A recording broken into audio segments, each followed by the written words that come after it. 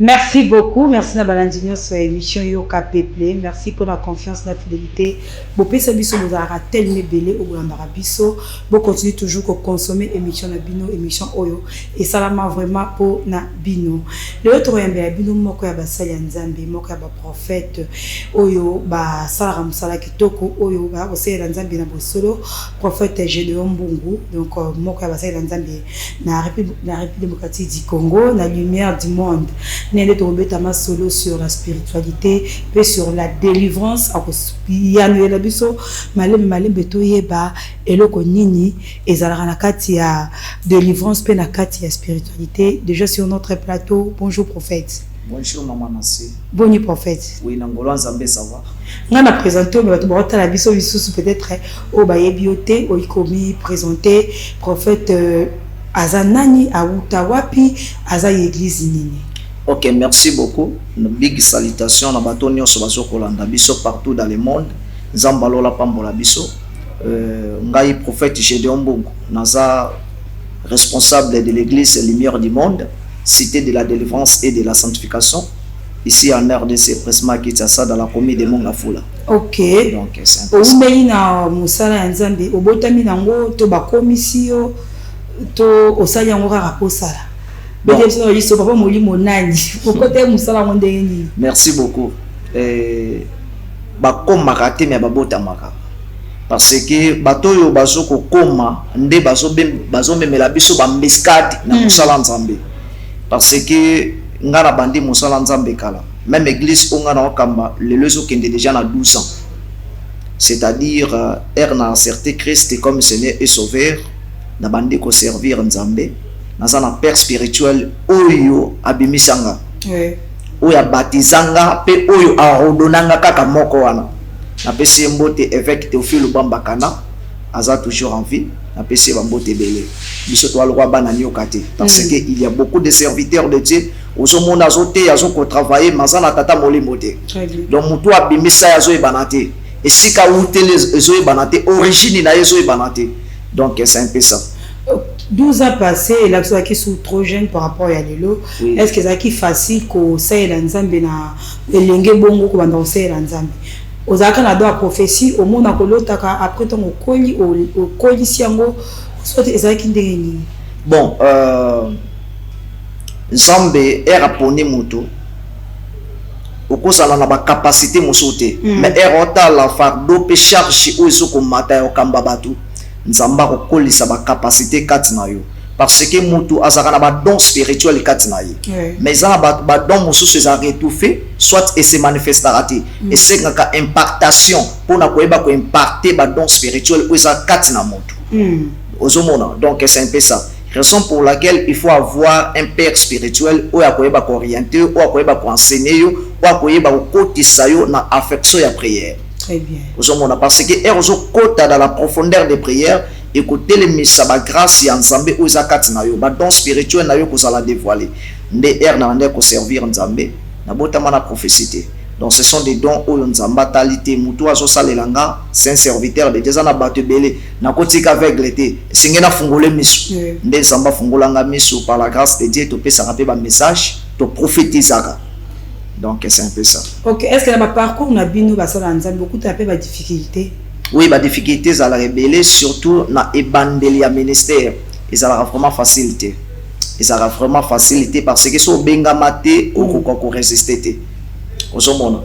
Pour to banda na bandara ministère seka, oko modérer yo moko, oteyi yo moko na sura na pour la linzala.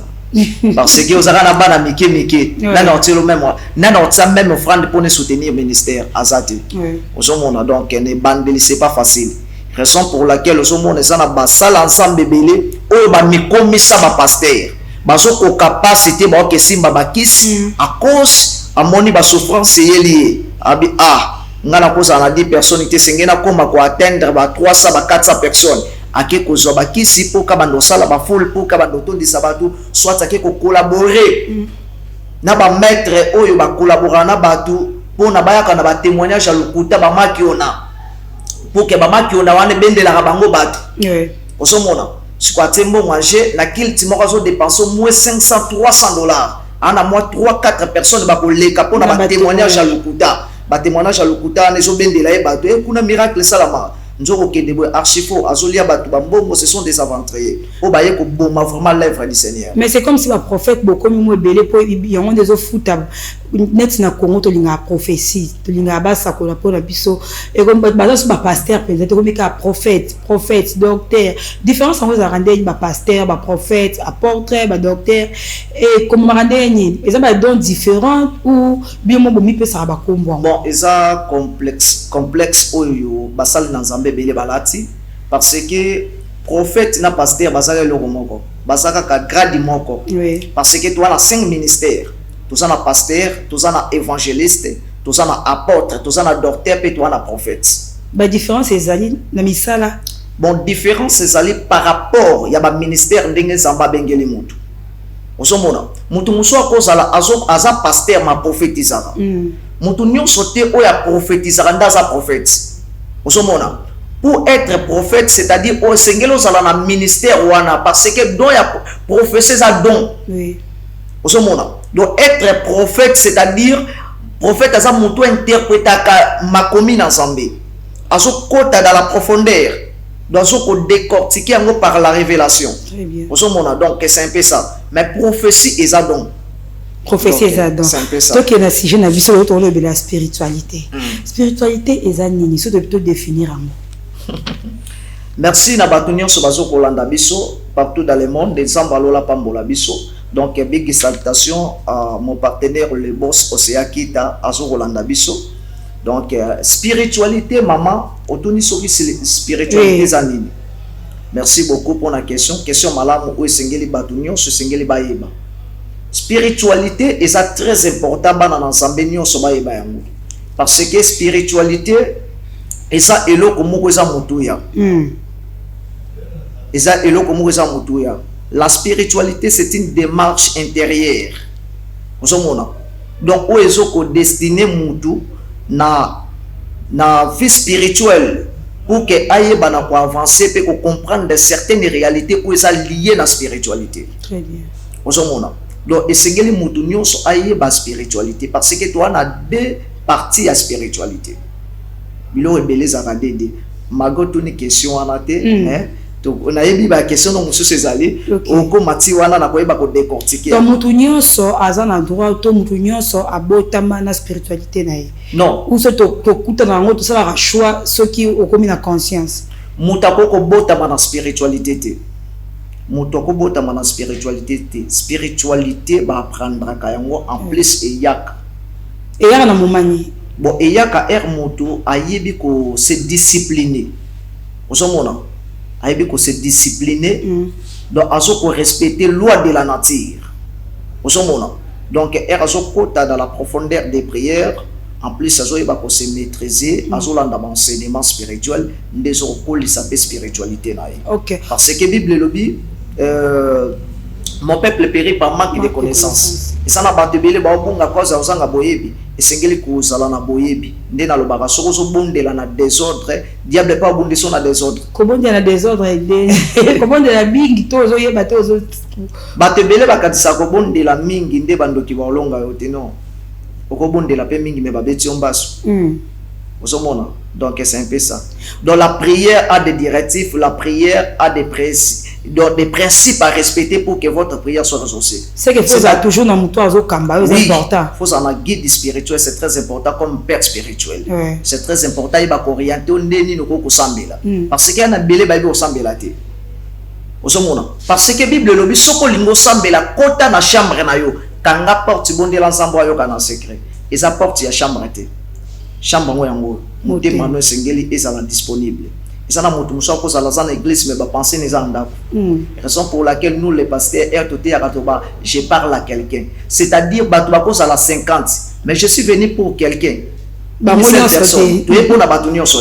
Parce que tu ko sala 20 mais nzamba ya none ka prière moto moko. Moto ngo sana ni moto aye pour na nzamba, aye pour na pasteur te. Asa concentré abi non, je suis venu pour Dieu. À ça concentrer. Il y en a batebele basambela na des autres. Batebele bakasara soko zo sambela mingi moya bandoki balongo ezaki. Eza lukuta. Eza sambela ko ganga. Eza lukuta. Obi to za des sortes de spiritualité ou avancer question na ngai. Eza sorti na sorti pe nini obiso toki kopona bana nzambe bakoki kopona. Bon, toi, on a deux sortes de spiritualité. La spiritualité négative et la spiritualité positive. Donc, quand on parle sur la spiritualité négative, nous voyons directement le diable avec ses anges.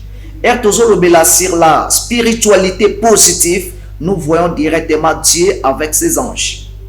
Parce que Bilo Rebélé Zalra dit. J'espère que vous comprenez.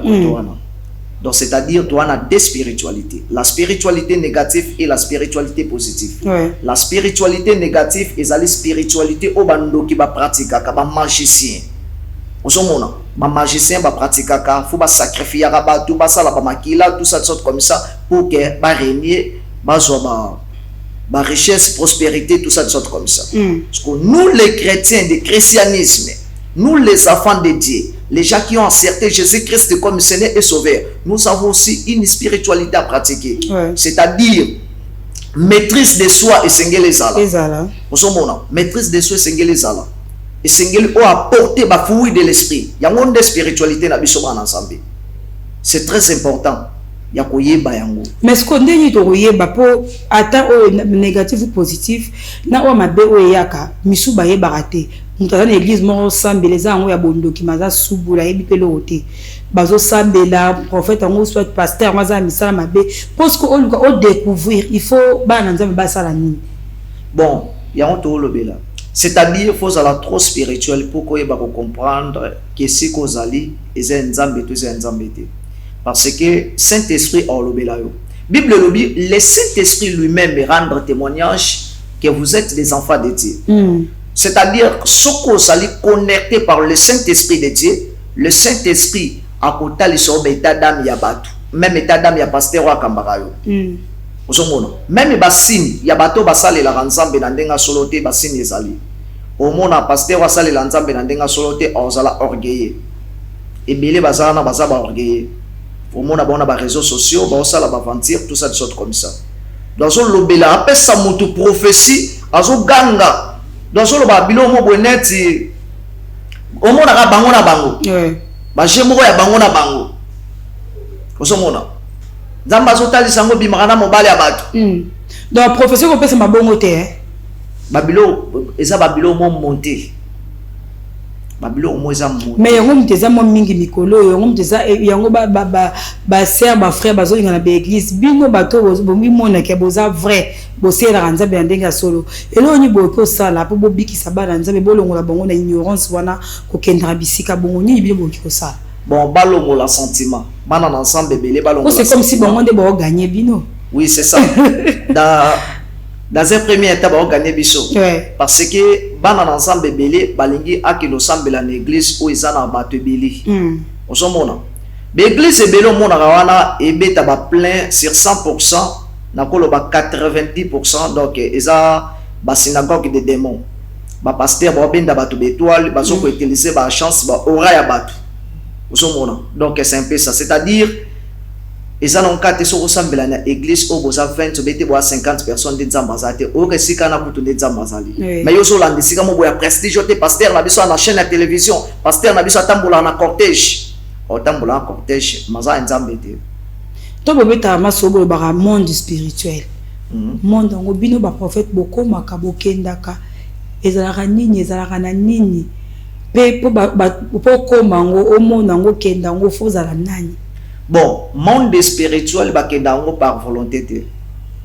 So lingo kenda ngo par volonté. Wana sengeli okende vraiment okende na spiritualité négative. Okende pas ya diable. Parce que kuna basala ka voyage ancestral ernio sobalingi. Bosomona. Donc ça la voyage ancestral a voyager bomoni akoti na chambre la linzoka keina yi. Akoza wana na mutu kanzoka voyager na yi. Donc c'est un peu ça. C'est-à-dire il y a des esprits oyo ememaka bango. Monde spirituel ozolo belawana. Monde spirituel ezali monde oyo makambo belé ya malamu na mabe salamaka. Esika ba décision ya malamu na mabe salamaka. Osomona, ya wana lobaka bato belé bakanisa soto matina mbeto tokenda kolala. Nzoka tokenda kolala te tokomaka na monde mususu. donc na sa ponia boko ma esika mususu tokomana esika ba ndoto utarande kuna parce que ndoto za ndoto te mais ndoto za réalité ozoko se manifester physiquement parce que l'homme vivre dans plusieurs corps spirituels. Bénédiction ou malédiction pour que la tanzoto physique et singele le canal dans corps spirituel. C'est très important singele koyeba yango. Raison pour laquelle les gens abattent belé ba négliger bandoto. Makambo belé sala mama Nancy makambo belé comme la biso na vie soko zongi otala nzambe sala bela ngango. Ozomona. Prenez exemple olali olo tandoto minu elongweyo. Yebaka yango au père de l'eau moko ya mutu ya soit relation moko za nango ya kifiançailles ko kabwana soit libala no kokufa soit bako yibombongo moko ebele yolala ka kozolo tandoto aussi ça déjà classe Kalomo ozana bande de l'école ozotanga ezandoto moko ya réclamation mutazo vivre na ba réclamation bongo fournir ba informe makamode ko marché bato balota bato bakufa kolota bato bakufa eza malamu eza pe mabe na point nini.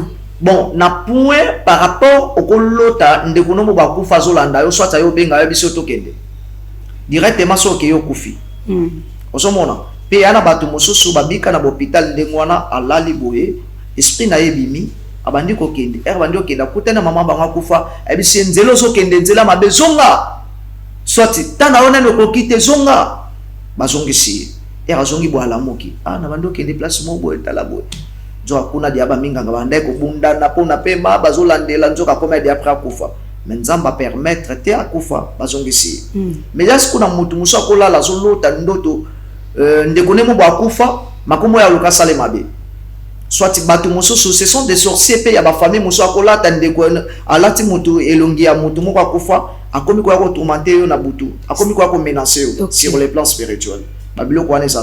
C'est vrai le barabato bakufi libela badusu barabato so bakufi kengela rabiso bato to tikala ba famille disons maman moko akufa papa akufa kengela rabana e ou soit balata rabilongi na bango na mona ki muto akufa est-ce que ça mamba solo na mona ki mama na mona ki ça mamba solo.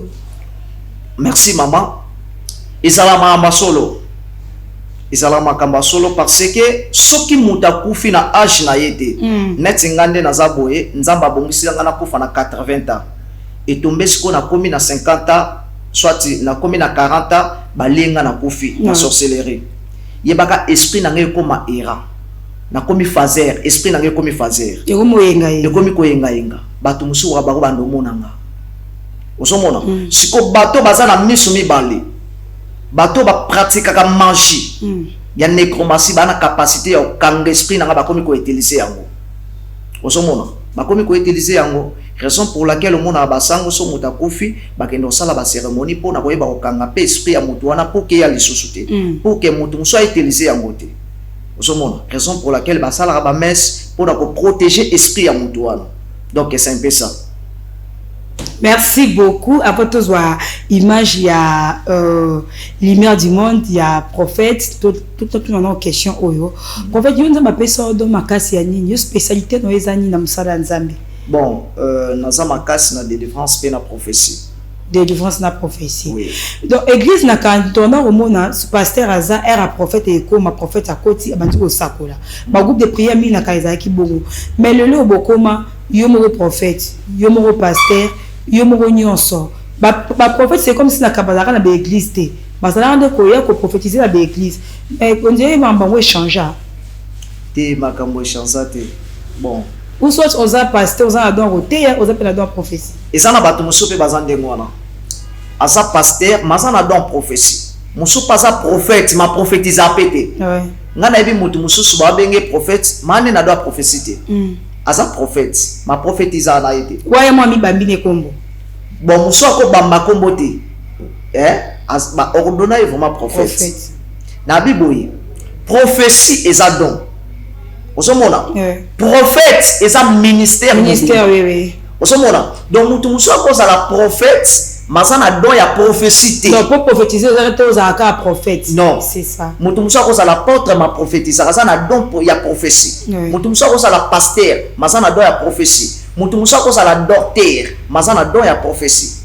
donc c'est un peu ça to on a peut-être ba télévision on a ba internet partout ba kabulaka bazo teka bazo pesa batu donc ba koma ko mona makambo bazo la tu comment dans côté la carte spiritualité au monde tout le monde a ba pasteur sous ba prophète mususu est-ce que ça m'a solo est-ce que doza boyi ko pesa ngape dona ma omona oza capable bon l'onction est transmissible tous en a capacité ya retransmettre yo onction mais tous en a capacité ya ko pesa yo don au banda omona osomona le don de Dieu et la paix de Dieu sont irrévocables. Moutapé ça on pense ezaka nzambe. Parce que son moutapé si on a la capacité pe olongola yango. Moutapé ça on nzambe. Osomona. Donc c'est un peu ça. C'est-à-dire ce qu'on a posa ya don wana. Ozwa yango na volonté na yo moko na makasi na yo moko. Kende oluka ba maître spirituel ba magicien ba fungolo 3e milai. Bozala mo différence ebele. Côté na bango kuno yoka baza ababimisaka bambongo oza na place pa bimisaka bambongo mais côté na bino pour prophétiser pour na ngai il faut ngande na bimisa na pesa est-ce que eza obligé à kosomba prophétie bon ko bimisa bambongo ebele baleka na ba chaîne c'est ça bino pe boko salango ko bimisa na bino basala nzambe penza ba mettre spiritualité au pesi mutu boka multiplier mbongo jamais c'est impossible c'est qu'est-ce que ya bango utara wapi eza magie eza bondoki omona eza bondoki parce que eza na maître que da ko signer impact na ndenge na ye eza na moto muso asina impact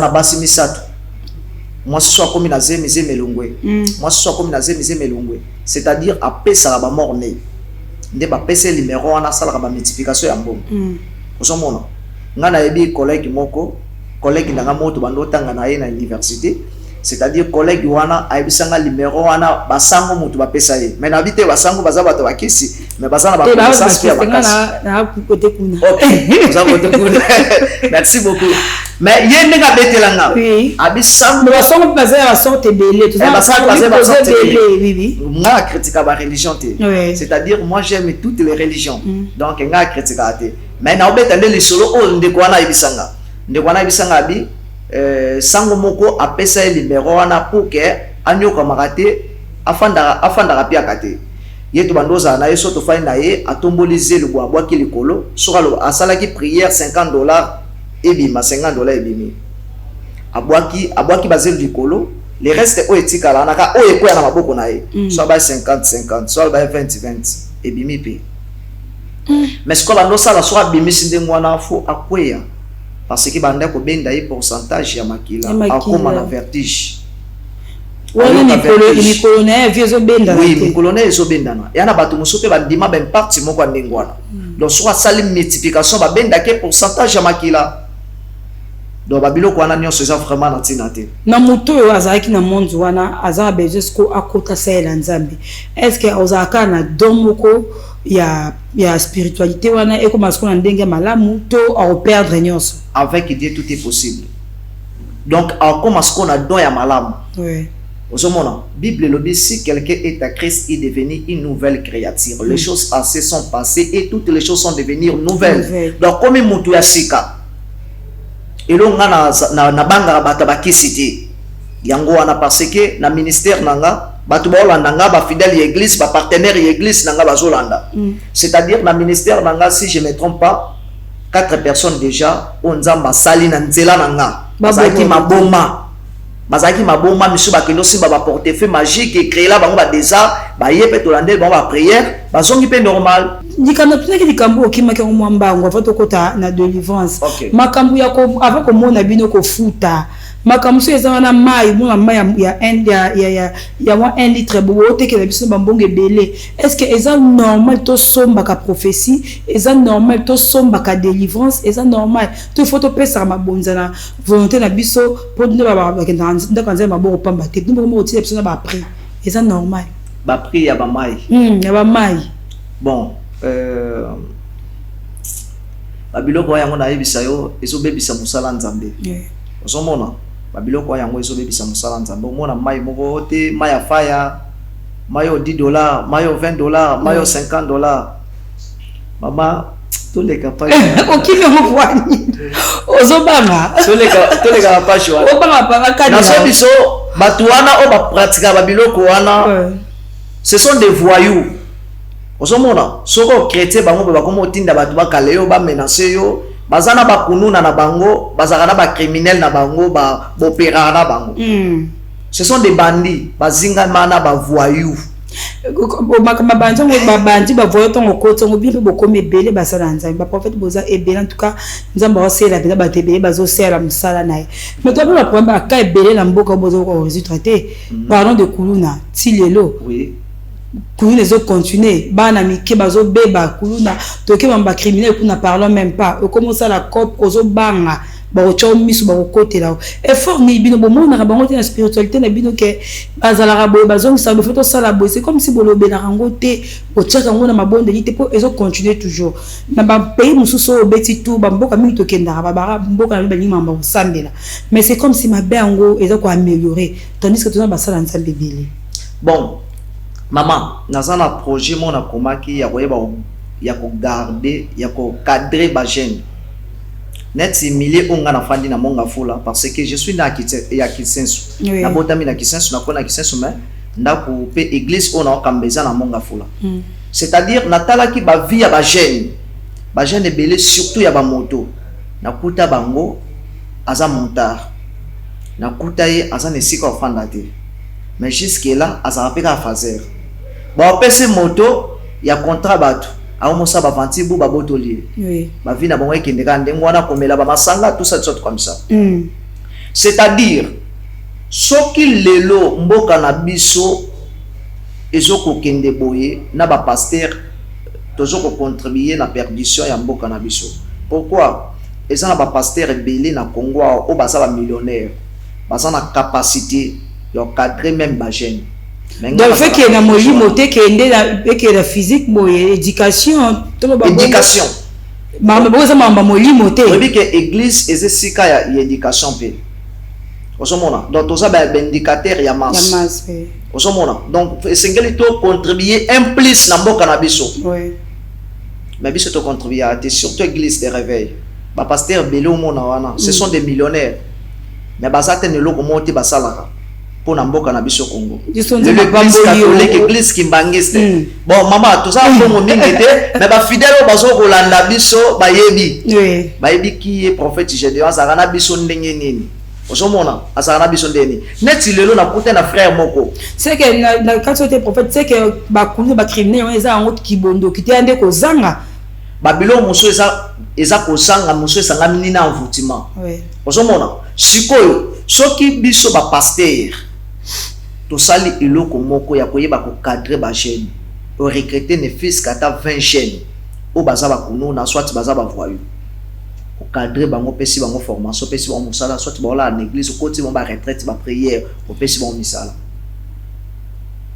bazonga lisote tane si bandeko ba kende na bokani ya makasese lelo bazu musala ba oso ba salaire bazo ba 500,000 na bango ne ba oso musala moi ba sala ki kununa exact moi ba boma bato il y a d'autres personnes wana ba boma pe bato mais lelo président Félix asungi bango bakoma oso salaire moi ba zongela lisu mabe ezatiza kozanga passe nous les serviteurs de Dieu soki to lugoto sunga gouvernement faut to sunga yango na ba makamba boy to sali pe recrutement to recruter même ba jeune to pesi bango pe pa e kozala malamu mingi pona lokumu nzambe pe pona lokumu mboka mais beaucoup plus ba pasteur rebelle ce sont des millionnaires au bazar minene soi-disant to benga ka minene wana mais ka bango bana bambongo belé mais bakenda soko lia ba président bambongo na biso vérité mbongo ebota mbongo bazoluka ka isusu bazwaka bambongo zomona et bon bino bo pesa ba projet teza ko koma kuneza moi pasi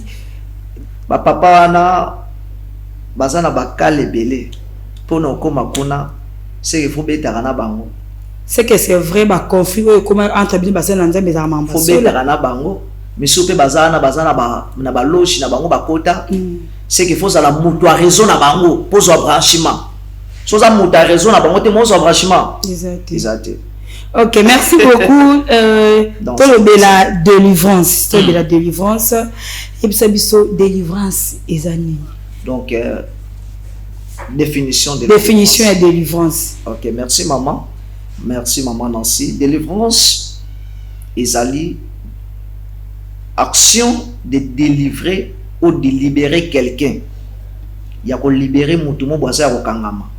Prenez exemple, Moutazan en prison. À tout qui pèse $50,000.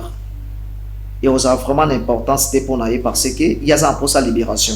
Bon, on a ça les langues. Dans liberté il y a une liberté. Parce que ça a quatre prison. À tout pèse bon au ça dans le côté. Et ça n'a pas de belé puis bon vivre dans la prison. Et je sais que ça la délivrer. Donc c'est un peu ça. Ok. Délivrance c'est ça pour libérer Moutou ou ya kangami quelque part. Moutou n'y a cause à délivrer. Moutou na momani. Moutou nyonso à cause à la délivrer. Même les pasteur. Même les pasteur à cause à la délivrer. Les pasteur ouais délivrer ba délivrer paye. Oui, il y a pas cause à la délivrer. Parce que il y a d'autres pasteurs bon ça la makambo ça contre volonté ya Nzambe. Oui. Ils ont senga bas à la délivrer parce que ils sont dans la perdition. Bazo même ba dans Nzambe na perdition. Moutou à cause à la délivrer et razotambola malamuté. À cause de la perdition. Parce que il y a certains péchés non confessés côté à Moutou na malédiction. Donc Moutou côté na malédiction. Or la Bible nous dit ceci, tout en péché sont prouvés de la gloire de Dieu. Moutou nyon so asumuki a kabwani na kengo na Nzambe. C'est-à-dire yo zo sala masumu ebele, masumu aneza non confessé. Et cotisio directement dans kati ya malédiction. Babilo muso comme la biso za bandokité et ça comportement etambol na biso façon d'être na biso et attira capé ben énergie négative to et kota biso na kati ya servitude. Nde ba koma na mboko les contrefaits épinés de servitude pénale. C'est-à-dire na spiritualité to na bonzambe pesa libongo. C'est-à-dire erozoto samibe ko na nzambete oza exposé na monde des ténèbres. Yango moni batebele ba mona assemblée la mingi mais ba bwa kele mbasu. Nous les chrétiens, tout ça vraiment ma cassité sur le plan spirituel. Nous avons un internet nous doit pasteur. T'as la Babylone net. Vous savez t'as ce que Babylone a bon doit pasteur. À cause il y a besoin de vie, il y a sanctification. Parce que un vrai enfant de Dieu doit coller éteint. Parce que qui ndoki et c'est le mot boya muke. Parce que un nganga coller ndoki. Muta faire maçonnerie à coller ndoki na pété nyonso. Bouddhiste à Koliando qui n'a pété parce que qui doit qu'ils puissance moi moqué. Ce que biso toi na Jésus Christ de Nazareth. Donc tout ça plus que bando qui ba kolonga bisoté. Et le resala été bando qui balonga biso ezali ko zanga ko tambola obanga nzambe. Mais muto azotambola obanga nzambe azalo kola pese batina kata mulanga ataba soso basangani mili mo badoda exact. Ya on a lobby et so bon de la des autres diable pas bon na des autres. C'est-à-dire la prière, ça la foi, ça la sanctification, c'est une perte de temps. Les bons délits, oyo, et sangi condiment, et sangi vie à Kobanga Zambe, et ça pour l'exatant, et ça pour l'exatant. Au la présence nature, faut sambe la mer, osa na éliquette de la prière, osa ça là. Oui, c'est ça. Parce que er autant pour Banga Zambe, tu osa exposé, nous caulons facilement, nous manipulons facilement. Mais bino basala nzambe tombo délivrer ba tout monde ba te belé awa azaki aveugle ba sambeli amoni ba délivrer amoni le lobby azongi so aveugle et ça veut dire quoi azaki tombo ba beki ba sambeli bimi église après ba beki ngo ezongi bo pesa ba condition après délivrance to satan azonga avec force nzambe so abeki sala libela soit tu wana ba bilo ba mekato ba bilo lokuta yo beta ba pembe na beta ba pembe. Bazabato ba bébé silbiso évangile pe ba salir ba réputation ba sala nzambe. Effort ni bo sala pour kata makamba surtout mama kiona. To sala effort ndenge ni pendant que ba papa ba patriarche bato ba géraka ba confession religieuse ba fandi ba olobelo côté mais pendant que ba olobelo côté ba obema lo baza ba complexe. Tango bango na ba sala ba association ba kuta na rando bolo ba o ba mine ba o ba yebani pourquoi pas bino pe ba pasteur o bozo bimo onje bozo na bino na ghetto mais bo sela nzambe ndenga solo bozo ba temps ya ko kuta na ko sangala bo banga bo nje bo combattre bango ici ba tata no lobelo te na na peso parole entre vous bo sala ngona ki bonzambe nzamba ko ta likambo makambo nzamba ko ta ngote e ko maloko a politique ou comment bon maman makambo nzambe za lolenge mususu po bokota mama nzambe tina balenga mo mitu na ba professeur ba bale koti ba nzambe net comment compliqué biso mutu net so moni pasteur prophète on lobela mingi makambo bale za ku toujours wana pona ko lobela ba makambo bale ana na ko bengi nani Les autres, c'est que ça va mal. Ozomona mutabongo aza ignorant parce que balé et beta manakis. Ba pesa bisongo exemple na film ya Shaolin sorcière. C'est-à-dire on moni ba beteli mutu bala go le balé alinga yamba moto zoya. Balé leki. Donc moi na nzamba akoza jouer à toto babongo. Moi na nzambe. Eza moi passé parce que tous les joueurs pardon basimba bana bakisi. Muta kontedi ngazati. Nga pasteur moi ayebisa ngai abi nzambe yikotsa maramba bay to yikotsa nzambe parce que nzambe mutasala nyonso na bale nzambe mutasala boyo te mutasala donc yo contredire ye aza ignorant babale ana po beta moyebi combien de personnes bakufa bapesa ba sacrifice humain batangisa makila. Il y a des sacrifices, il y a des rituels négatifs. Ba les alwa musique itambola na kisi uno be la profane musique ole be la sangisi nyonso wana ba les profane musique pesa profane. Musique chrétienne. Donc, chrétienté. Il y a d'autres chrétiens bazape na baloge. Bakota pe bayembi mususu. Mwata na bakombola moya te soto bito ba notanga na ngaso ba notu na ngana oyebi so na peso ba signe. Mais moi to kende ba biloko wana ya te pona ko éviter ba dérattrapage ba biloko moi de moi. Donc c'est un peu ça. Parce que il y a d'autres personnes qui zara battu na ba penser. Ba penser na yekara mais ngana kwa kize mutu spirituellement na tuni nzambe tadami nzamba pesinge tadama mutu na biso ke mutu aza mutu bakisi asalela nzambe na ndenga solo te exact na peso na ba signe et comme ça pasteur na peso pe ba signe église na ye beaucoup tabi wa sentir que on comprend oaza et ça là oui ba comprendre to comprendre na comprendre que mutu aza mutu bakisi so na fandi de ana TV na wata la prédication. On senti déjà que moto anakis. Merci beaucoup. Toko na so na suka ba na nzambo batalio na si ba wosuka ko so belema na suka ba na nzambo batalio message nini clé o ki ko pesa bango eloko nini ko tika bango na mutu po pesi biso adresse église za wapi po bakutana yo fo basala nini. Merci beaucoup na no maman Nancy pour na invitation. Nzamba pambola yo. Église za commune na Mongafula avenue Laba numéro 18 quartier Tsadi Bambila. Donc église c'est place au Bongate, c'est-à-dire tellement monga fou les avastes biso toza derrière campus. Donc so lingi oya okoma na tendance. So commune tendance aux moto ezobelela Tsadi Bambila. Ozi moto oyebisi moto kiti sanga na hôpital ba chinois. Et bon kiti na hôpital ba chinois toza avenue moko na église Lumière du Monde. Donc là-bas numéro 18. Donc toza déjà na campagne to bandaki déjà lundi. Nous allons continuer en 10e édition de l'Exode parce que nous avons fait une inspiration chaque année dans la campagne thème dans la Exode. Donc ezalaka Exode c'est-à-dire kobima. Nde tozolo bela to bima na ba makambo belé ya mabe, to bima na péché, to bima na ba loi ya famille, to bima na ba limitation, to bima na ba matio na ba pasteur mususu bazoko kosa biso ba makambo ya lokuta. Osomona ba pasteur ba commencer la théâtre na chair. Oh ma magicien va coûter à bêter boya kweya babilongo. Ce sont des mercato. Merci beaucoup. Numéro de téléphone sur la babenga. Plus 243 81 38 110 49. Plus 243 81 38 110 49. Pour s'abonner à compte nanga prophète Gédéon Mbungu sur TikTok. Donc, merci beaucoup. Restez branchés sur notre chaîne Antenne A, la chaîne de référence. Bye bye.